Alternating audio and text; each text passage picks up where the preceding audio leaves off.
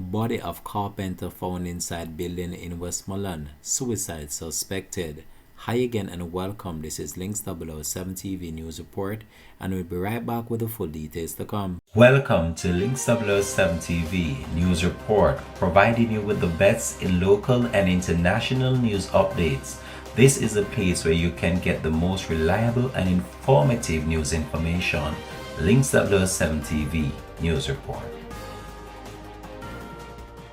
Welcome back and thanks for joining us. This is Links 007 TV News Report. The Whithorn police in Westmoreland are investigating a case of suspected suicide in the community.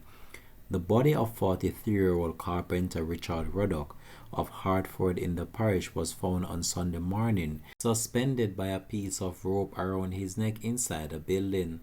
The police reported that a letter was found at the scene. The police say that cops were called to the area around 3 a.m. where Ruddock's body was found on the third floor of the building. It was removed pending post-mortem examination. The Whithorn police in Westmoreland are currently carrying out an investigation. This has been Links 007 TV News Report. Thanks for watching.